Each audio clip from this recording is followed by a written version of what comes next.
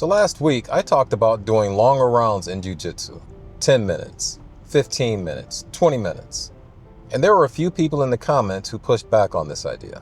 What if I get stuck with a bad training partner? What about class structure and the limited time? Don't you need training variety in your training partners? And while some of these are really valid points, some of it is misunderstanding. And some of it is also an unwillingness to go against convention.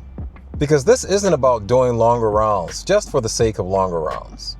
It's about taking ownership of your own development. But most of us just repeat what's always been done. So today I want to respond to some of the pushback, but with clarity and with the intention of understanding. Because to be clear, this isn't about replacing the 5-minute round. It's about asking one important question. What kind of jiu-jitsu are you actually trying to build? The kind that's built on urgency and chasing the clock? Or the kind that focuses on a deeper understanding of the art itself? And that's what we're talking about today. Welcome to the Alchemy of Struggle, baby.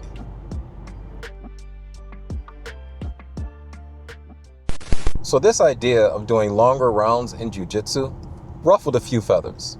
And while most of you agreed, there are some who had what I think are some legitimate objections. I figure there are others who are thinking the same thing, which is why I want to do an actual response video. I also want to use it as an opportunity to clear up a few misconceptions and some misunderstandings. So let's jump right in and go through some of the pushback. What if I get stuck with a shitty training partner for 20 minutes?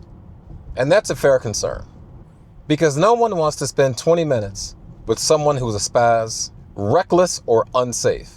But here's the thing, you're never stuck.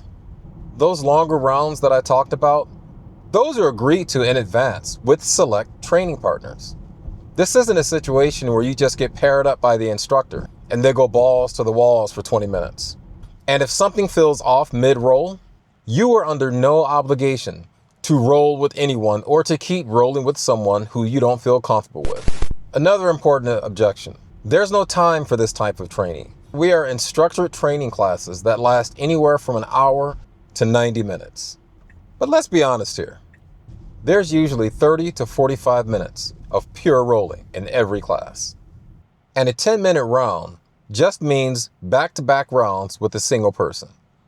So you're not losing time, you're just shifting how you use it. I think what kind of shocked a few people is the idea of the 20-minute round. But I'm not saying that you should start with the 20-minute round. I just do that because I'm kind of, nuts. And I've been doing that for a really long time. Actually, I think 10 minutes is really the sweet spot. That's just enough time to slow down the pace in order for you to go a little bit deeper. Now, if you want to do 15 minutes, 20 minutes, go for it, but only after you've gotten used to doing 10-minute rounds. So if you've never done this before, don't start with 20-minute rounds. Another key objection is that you need a variety of training partners. And those short 5-minute rounds allows you to train with as many different types of people as possible. And I agree with this 100%. Variety absolutely matters. But variety happens across weeks of training, not just in a single class. A single longer round of 10, 15, or 20 minutes does not erase your partner diversity. And here's the real twist. When you roll for 10 minutes or 15 minutes, your partner's game changes.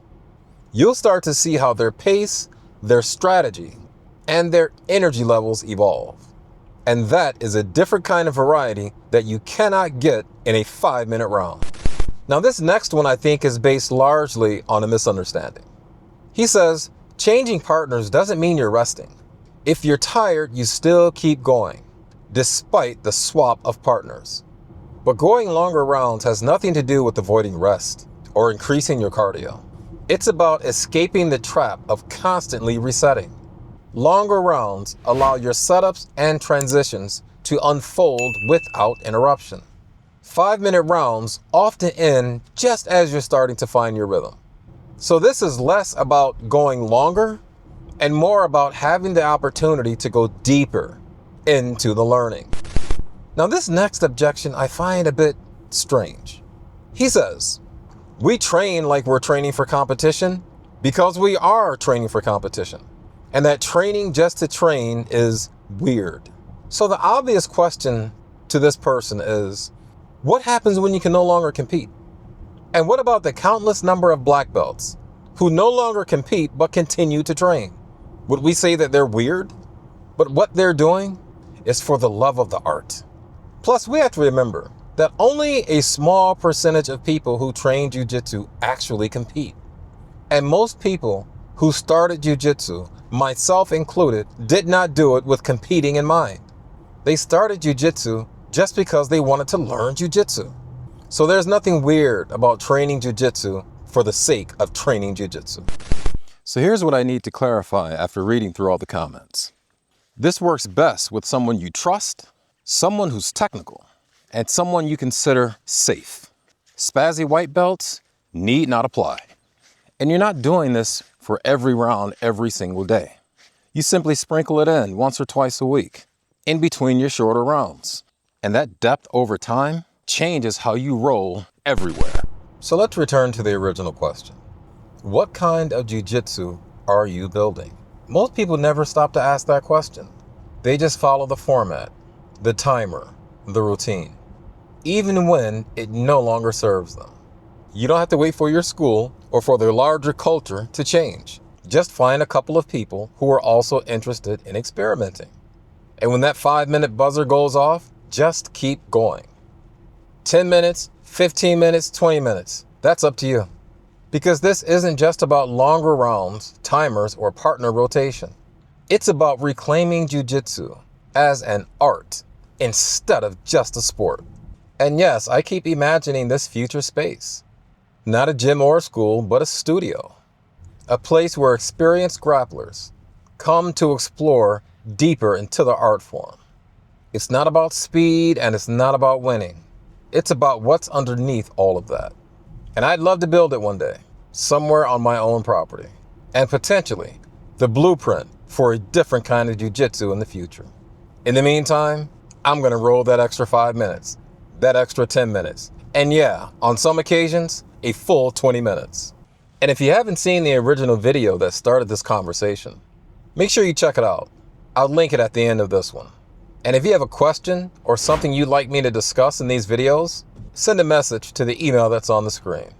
Because as you all know by now, I read every email and I read every comment.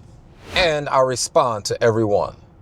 And look, I know you guys get tired of me saying at the end of every video, and I want to thank the commenters and the subscribers. But I think that's important. Because people put up videos on YouTube and then folks flood into the comments and those commenters get ignored. But without the viewers and the subscribers and the comments to these videos, there would be no YouTube. So yes, I think the commenters and the subscribers should be thanked thoroughly. They are the alchemy of struggle. And with that, I want to thank the subscribers and the commenters for helping me level up this content. But remember, there are others who need this message, so let's help them find it. Like, share, and subscribe. Keep up the good fight and stay safe on those mats. Peace.